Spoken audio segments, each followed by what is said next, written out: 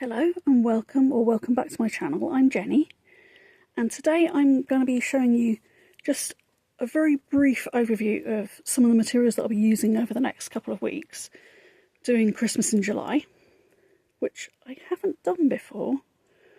Having collaborated with the Inspiration Collaboration Design team, the rest of whom live in the United States of America, Christmas in July is a big thing over there. It's not really a big thing over here, so this is all new to me. However, Stampin' Up has this year brought out a paper and stamp and die set specifically to support people wanting to do Christmas in July, because all of last year's Christmas paper has pretty much sold out. If you liked the one with the doves on it, Peaceful Garden, I think, there are still some of those left in the UK. However, Stampin' Up has brought out these lovely new papers, which I had to get because not only are they scrapbooking, they're also quilting. So we have this pattern that looks like, let's zoom in here, it looks like all of the little pieces are made up of little bits of material, all the little pictures. And then it looks like you've got patches of other material. Aren't they so pretty? You can see why, as a quilter as well as a scrapbooker, I had to get these. Just that one piece sold me. And then I saw these other pieces as well. This is the second beautiful pattern.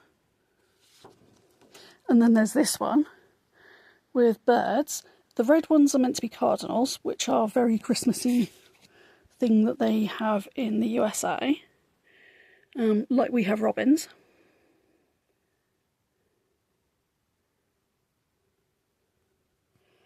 There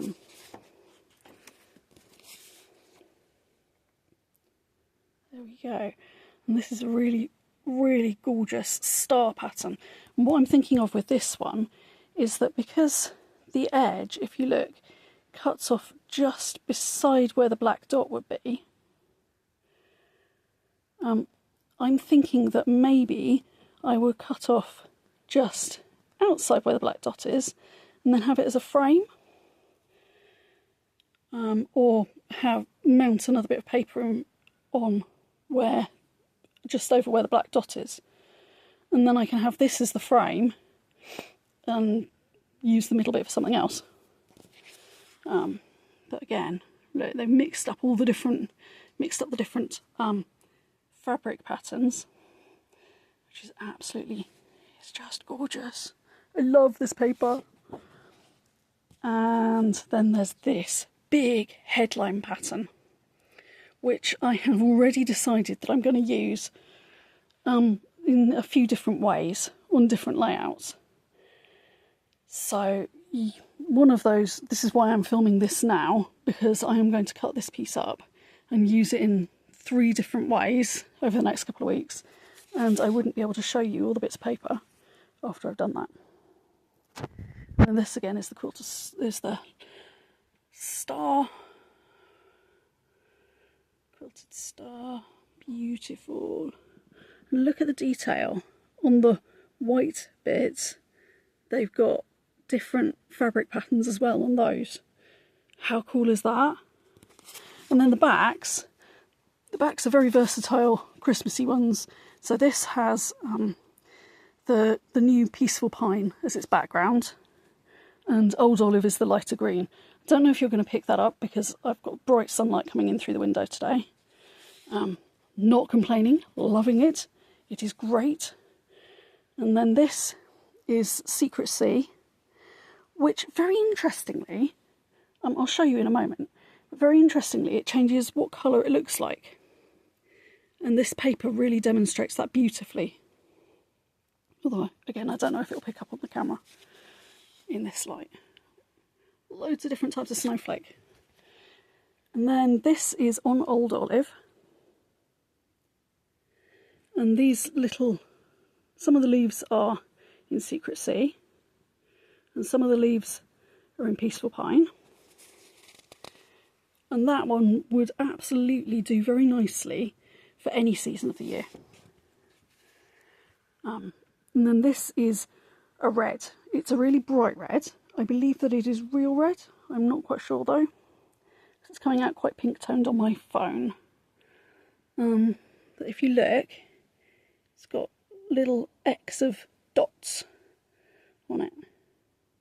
Isn't that pretty? And then look at the texture behind. Looks like material.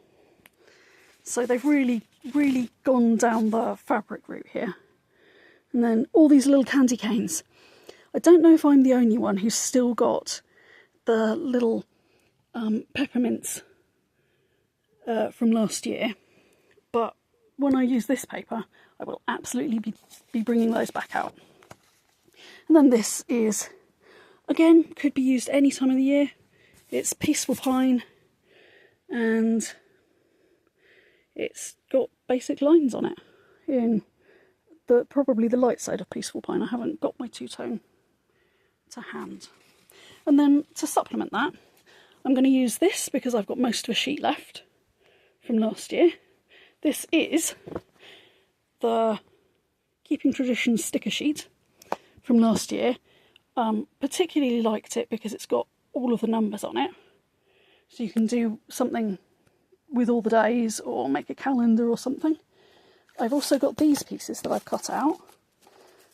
These ones are from last year, along with these pieces of pine. There is a piece of pine in this year's there are 3, possibly 4 different stamp and die sets for Christmas that they've already released, which is excellent because that means that you can get ahead with all of your cutting.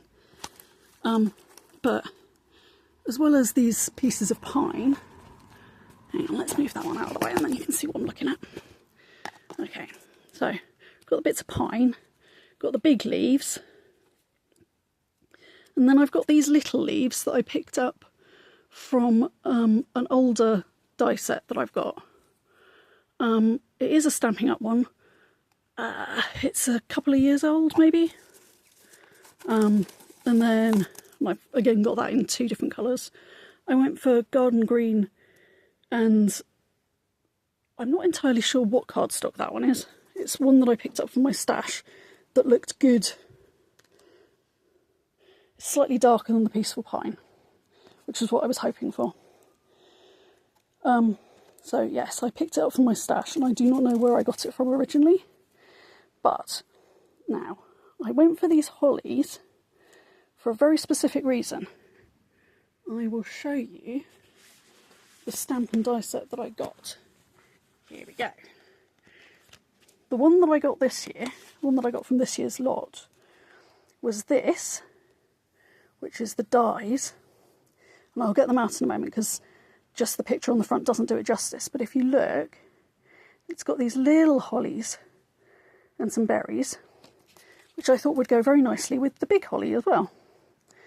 And then on the stamp set, you've got these patches, and then a plain patch, and a plain patch, and another triangle, and another patch. And then you have to and from. I lost my to and from. One of my friends borrowed it, and I never got it back. And then we have sending warm wishes this Christmas, which is something I can totally get behind. Cheers. Merry Christmas to you and yours. Yep, that's one that I can get behind as well. May all your days be merry and bright. Yep. With cheers, you can use that pretty much any time of the year, and I will probably end up using it on layouts as well. Some of these would do very nicely for background patterns on layouts as well, I think. And then, a dotted line. Don't have to do it by hand, you can do it by stamp. And then let's see if I can do this one-handed. I probably could if I was using my right hand, so let's swap hands with the camera. Okay.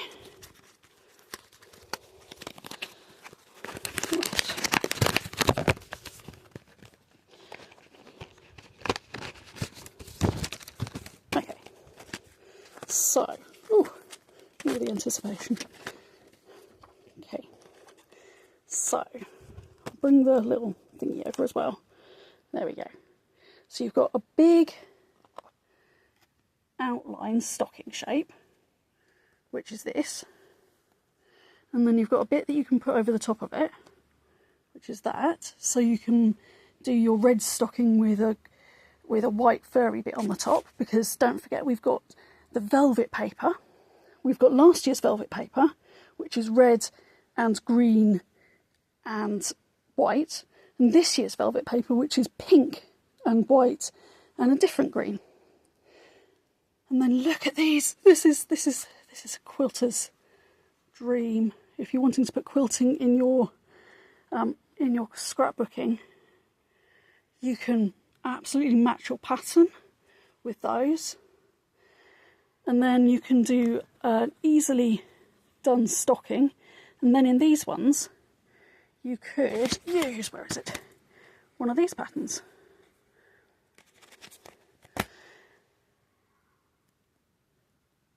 And this piece here is the same size as these, although this one is attached, because that's the most, like, any time of the year type one.